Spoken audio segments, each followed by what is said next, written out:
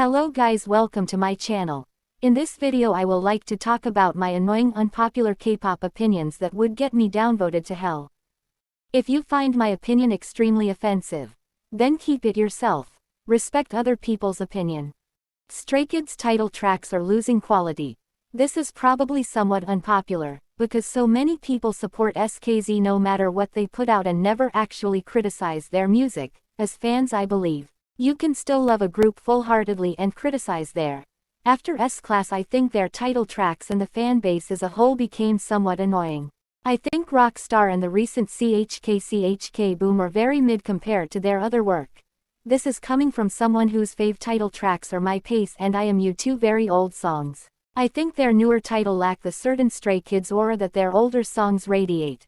I can't find myself actively going back and playing La La La and CHK Boom out of free will, though the B-sides of both albums are still very SKZ and I find myself going to listen to them a lot.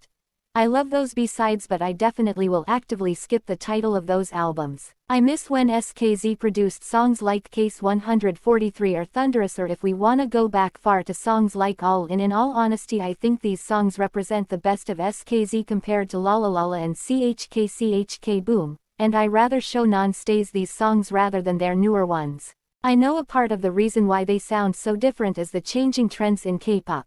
It is shorter songs, which honestly pissed me off when I realized this, along with songs fishing for that one viral moment. I think the best song and most quality song on A Bloom should be the TT, or at least in the top 3, but for me CHK Boom is on the lower end as I like almost all the B-sides better than it. SSERAFIM needs to toughen up. Although this sounds aggressive, I don't think my explanation makes it sound as blunt, but I think this is unpopular because the general consensus seems to lean toward defending SSERAFIM from the hate train and telling people to find something new to complain about. I don't agree with the hate getting out of hand or when it turns into blatant misogyny, but my point is that criticism shouldn't always be taken as hate, especially when it's the truth. SSERAFIM clearly don't have stable vocals in a lot more performances than just the Coachella one. Usually Kazuha, Yoonchae, and Sakura. Actually, Chaewon and Yeonjun are hard carrying this group in the vocal department. People saying things like, they aren't performing well, or, their vocals aren't good, isn't hate, it's the truth. I'm not gonna sugarcoat the performance of a group of people who probably get paid more than most of us ever will for their mediocre performances. This isn't a bad thing either. There are several groups out there that weren't as good at debut and ended up improving significantly, like aespa. I'll be honest, they were a mess during Black Mamba, Next Level, and Savage era, but when you look at their performances now, they have so much better coordination and stage presence. You can tell they're getting more and more confident, especially Giselle and Winter.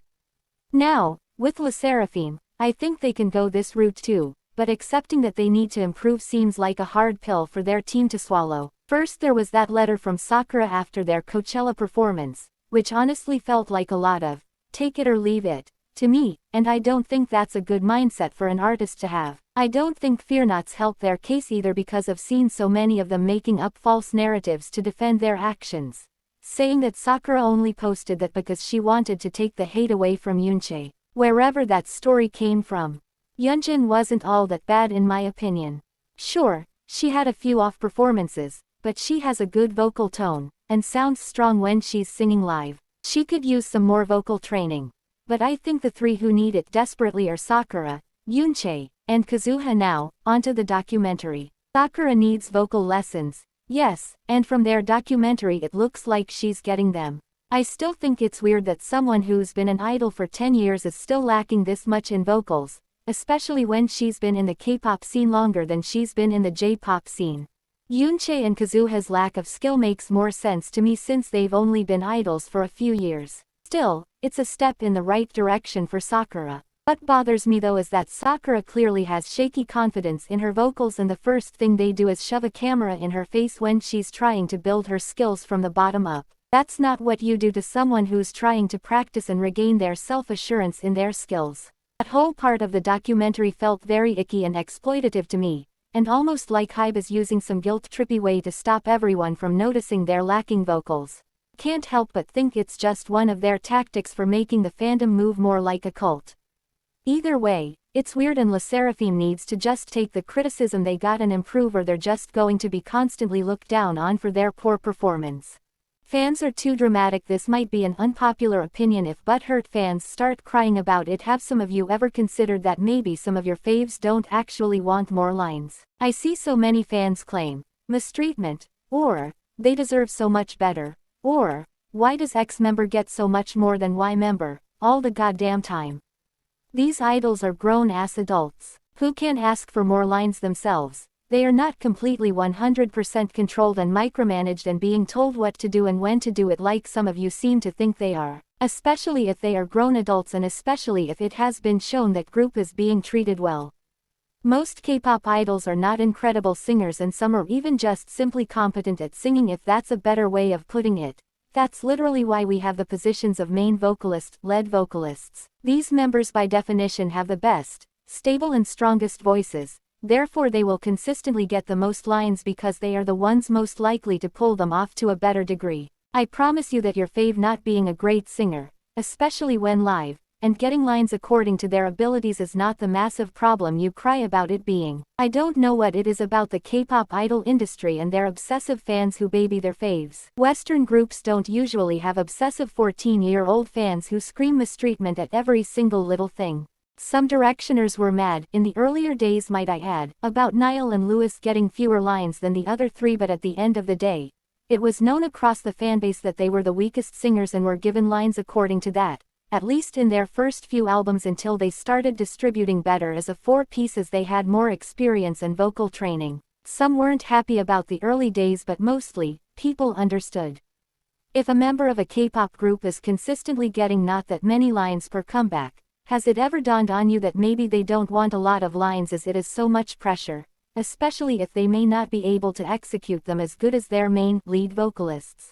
Especially nowadays where fan wars are so brutal and comments about idols' abilities are constantly degrading and hateful in order to hype their own favorite group. In the third, fourth, fifth gens, it's not surprising that some members don't get a lot of lines because, in my opinion anyway, the industry has become so much more competitive and cutthroat at the top. And have y'all ever considered that maybe some members don't want lots of lines because their strengths lie in other areas?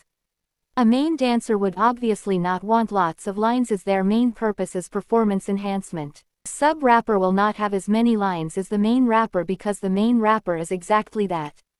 The main rapper. It's crazy how some of you have tunnel vision and just want to cry and scream about your fave being treated horribly and put down by the company, when actually your fave is happy with the 13 seconds of lines they got.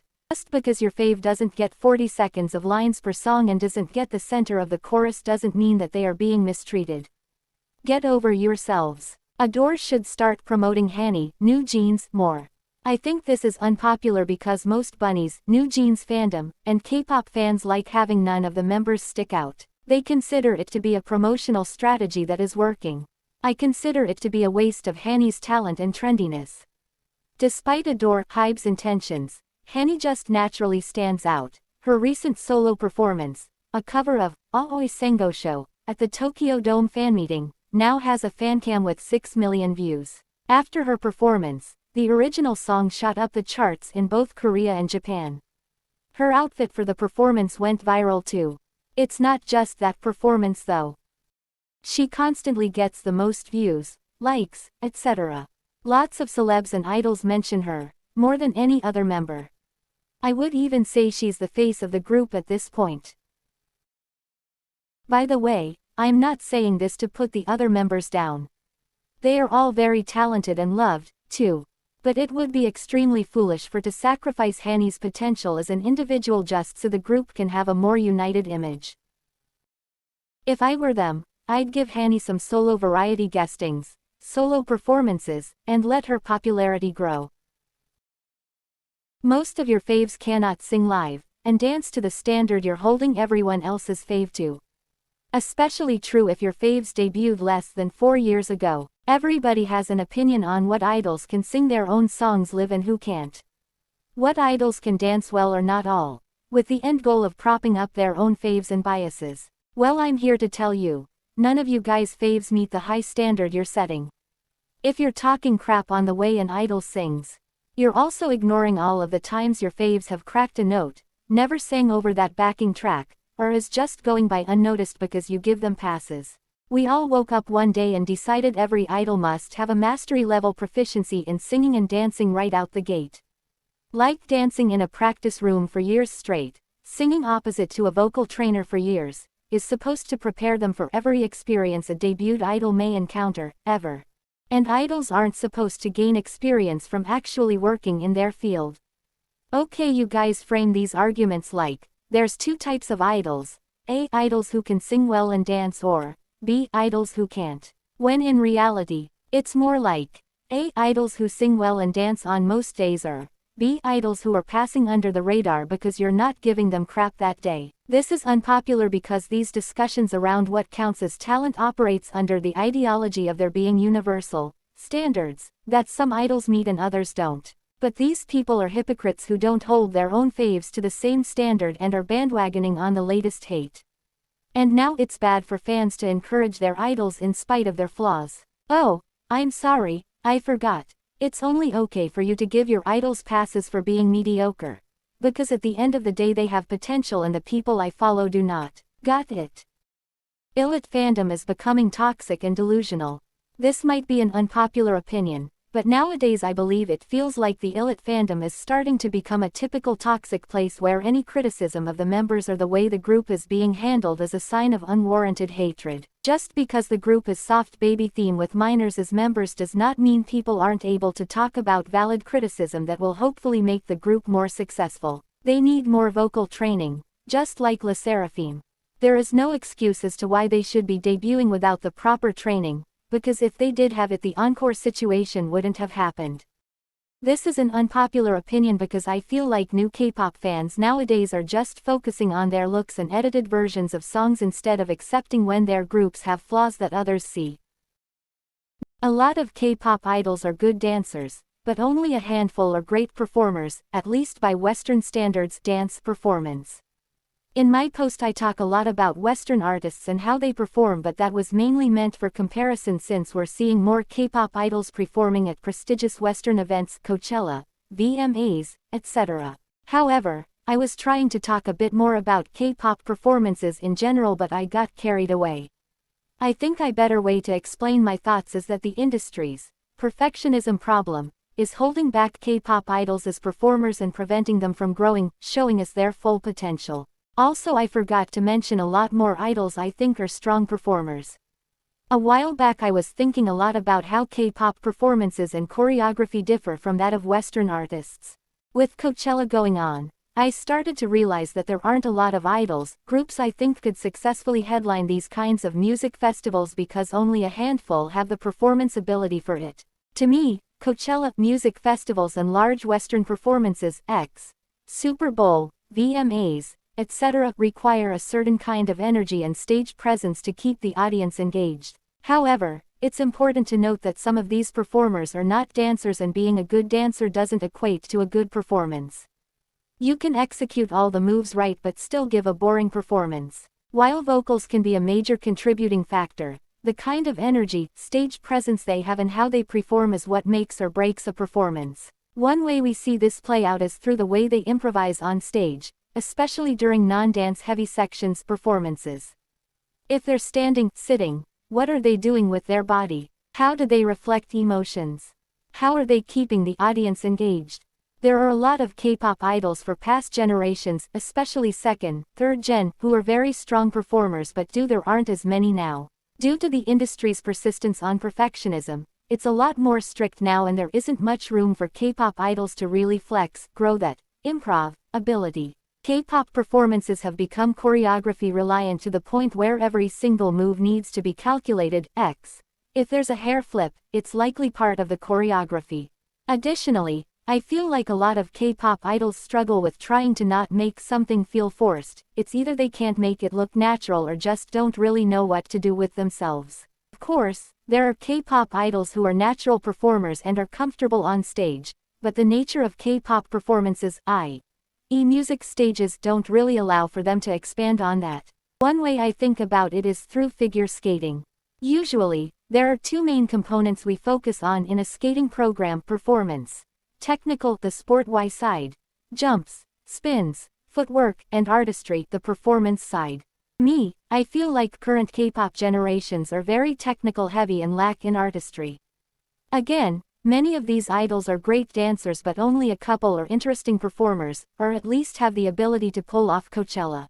Some examples from all generations that comes to mind include 2NE1, specifically CL and Minzy, Big Bang, Lisa, Soyeon, 80s, Kai, Mamamoo, specifically Wasa, BTS, Hyuna, she's disgraced though, and BB.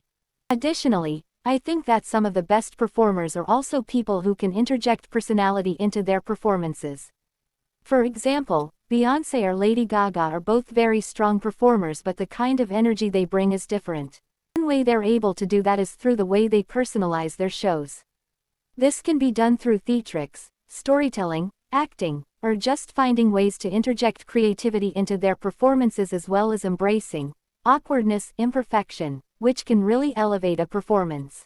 These kinds of performances are nothing new in K-pop, though it's something that really tests someone's performance abilities.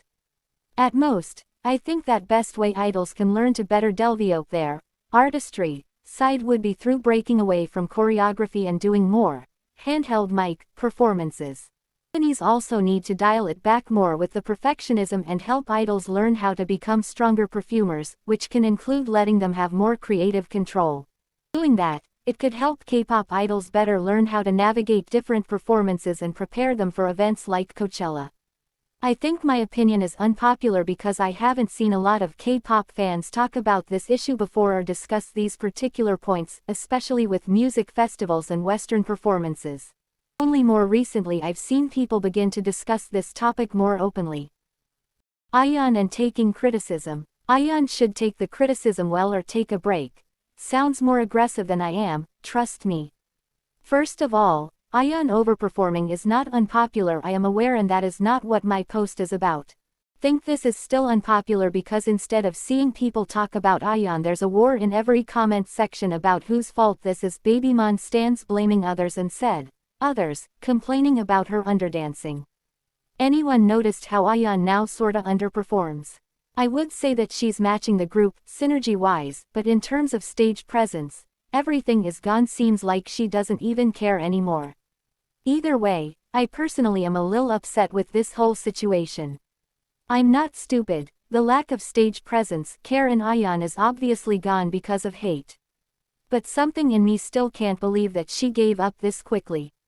ION is a great performer. I think she needs someone backstage to boost her confidence, seeing as YSH also criticized her.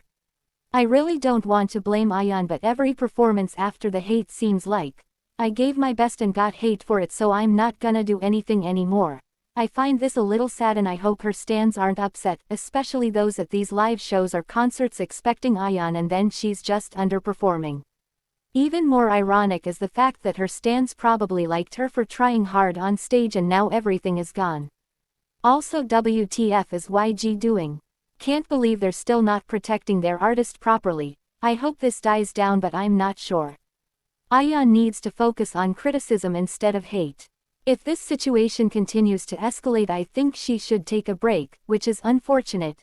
IDK, but I feel like BABYMON is not getting support backstage. K-pop stans love to hate idols. I'm extremely devastated currently as a huge ION stan, witnessing the extreme hate being directed towards her. ION was definitely overperforming. Like when you are in a group you have to be synchronized, so the criticism was definitely valid. Also, the shouting is really annoying. I really like the way she is performing now that she is synchronized with the other members. And I have heard people saying it is better than underperforming. No, it is not. That's literally why you are an idol. The way she dances in like that performance doesn't match the song either. Underperforming sucks, but overperforming also sucks. The point is that there is a balance that you need to match, especially in the rap part of Sheesh, where they are a duo. And ION fans saying people are too dramatic for thinking she is overperforming. When ION toned down, she toned down too much. I feel she needs to find a balance in the middle. When she toned down, she takes everything that made the performance in a bad light. Even YG himself told ION to calm down. Nothing else. If you're mad about an idol dating, you need to get a life. If your feelings are hurt because of something an idol did or said, you need a life. If you're boycotting because an idol drank, ate, or wore a brand you heard about on the internet, you're not serious about the cause and should be called out. No one really cares who you don't like, and you should focus on what you do like instead. I am really shocked how dating in K-pop is a scandal. Dating someone you love is not a scandal. They are also human beings, they have every right to date whom they wanted. And I don't know why in K-pop industry dating is big deal. And it is scandal. One of the main reason why it is labeled a scandal, it is due to the so-called fans. Damn, some fans take their love too far. They will kill the person who dated their idol. I remember how much backlash that NewJeans gets during the Bite Me era. The fact that the K-fans send protest truck to their building. Just because they dance with female fans. Just imagine what will happen if any of the NewJeans members were dating. I can't with these people. NewJeans' new comeback of How Sweet and Bubblegum wasn't as good as expected and a bit boring. I believe this is unpopular as they're so loved and popular and one of the most popular groups of this genre. I didn't even know they were having a comeback after the Hybe/Minhyejin drama, so was surprised. So I was keen to check it out as I liked their previous releases. Probably unpopular, but I watched their live stages to see the choreography and found them really similar to their previous choreo and similar in both songs and very plain and not very interesting. I don't expect ITZY or SSERAFIM complicated choreo, but something refreshing would have been nice. Danny looked like she was trying her best to keep it interesting, and love her, but she needed to settle down with her winking. It's cute but not 3 times close together, but I get the pressure to keep it engaging. Their styling wasn't that great either, and I'm not keen on Hanny's wig as it doesn't suit her features, but it's still cute. I feel like they started strong, but both songs sort of blend together for me and remind me of supermarket background music. I tried to listen to them a few times but couldn't get into them like I did with Vivi's latest song or even Lucky Girl Syndrome. I was expecting something more like that. I wonder what MHJ's direction for them will be as they mature and can't do the teen girl crush concept for long. It's a shame, but I know it won't affect their fame, and I know they're genuinely sweet and nice girls and will be good when Olivia, Danny's sister, starts working on producing their music and might help things. Gay, bi, queer idols exist. But that doesn't mean queer fans from the West or Anglosphere will be able to identify them. The sooner stans understands this, the better it gets. I do think this take on the whole assuming an idol's sexuality or gender identity is unpopular because in general, we don't like to think that we can be wrong on things, and reminding people who have little to no representative in K-pop, that they are likely incorrect in their assumptions that their idol is just like them, makes me sound somewhat like a Debbie Downer. But in light of Chaeyoung's dating drama, I have to vent. There are queer idols for sure. Since K-pop is showbiz, the proportion of queer people there is likely to be higher than in most other sectors, since several studies have shown that queer GNC people are more drawn to performing arts showbiz. I saw many onces getting shocked that Chaeyoung's dating rumor involved a man for years. Sapphic onces were convinced that Chaeyoung was a lesbian, like not bi, not pan, but a lesbian. Turns out they are wrong. Of course some onces joked about how they lost another to cis heteropatriarchy, but many were unironically upset. It's kinda sad how queer fans are grasping at the straws for some representation. A lot of how many such fans project into idols is awkward, sure, but also sad. You won't do this unless you have no representation. I want to say to y'all, just accept that while there are certainly gay or bi idols, you will probably never be able to make an educated guess. Do gay idols exist? Sure. Will Jospeth from New York, Becca from Washington, D.C., and Aaron from London be able to identify who they are? Probably not, 'cause y'all are not from the culture. The gaydar is not some superpower, it's more like taking an educated guess based on cultural upbringing and exposure. Many habits, behavior, which is deemed as queer in, say, America, won't be considered the same in South Korea and vice versa. We can assume as who is an ally or at least a basic LGBT rights supporter. Beyond that, we just can't form an educated opinion on sexuality or gender identity in a culture that is so different to ours. Remember how some lesbian K-pop fans were extremely upset when they got to know aespa's Karina is dating a man, y'all, like they assume that Karina is a lesbian just by looking at her. And upset at her for dating like Get a Life. Blink's embarrassing themselves again. For those who don't know, Blinks accuse SOMI for copying Blackpink. Just because SOMI have same title Ice Cream as Blackpink. It is just a summer song. Of course Ice Cream is a summer song. And if SOMI copying Blackpink, then Blackpink is also copying FX, cause FX is the first ever group that released a song title called Ice Cream. I swear there will be a time when someone is sneeze, Blinks will say they are copying Blackpink. Blinks are really disappointing and ridiculous. Blinks are really dramatic. Cream is a pretty nice song name for a summer comeback. Some also defended SOMI, knowing it's likely not her fault that it's also similar to Blackpink and Selena Gomez's Ice Cream. Blackpink released Ice Cream while a group under YG Entertainment. SOMI is under the company's associate company, the Black Label. She's working with some of the same producers, such as Teddy Park. Many are blaming the company for zero creativity. Y'all wants to ruin SOMI and Blackpink relationship so bad and make it SOMI versus Blackpink versus Blinks. Since SOMI came back, I wasn't surprised to see so many negative opinions about her and her comeback, but y'all taking it so far. As a Blink myself, I'm extremely embarrassed by these people. Like Blinks never catch a breath and shut their mouth. I can't stand K-pop songs about being rich, music or discography. I cannot understand the appeal of K-pop songs that are bragging about being rich. Songs like Lisa's Money and Shut Down by Blackpink are obvious, but even the rap verse in BABYMONSTER's Forever, which I mostly enjoyed but really caught me off guard by the switch to this theme. I genuinely don't get why companies do this. For me, these songs fall in a similar category as Girl Crush. But instead of singing about being confident in who they are, which can often be uplifting and motivating, these songs feel belittling for anyone with less money than the artists are singing about. It also feels lazy, like the songwriters and singers had nothing better to write or sing about, so they just start talking about how much money they have. I don't get it. I think that this is an unpopular opinion because a lot of songs in this category have become famous or gone viral, which implies to me that people enjoy listening to them. No hate to any of the groups or soloists who've sung songs like these. I know that it's not necessarily their choice about which songs they sing. I just wish that companies, especially YG, who I feel like does the most of these, would stop with these stupid discography.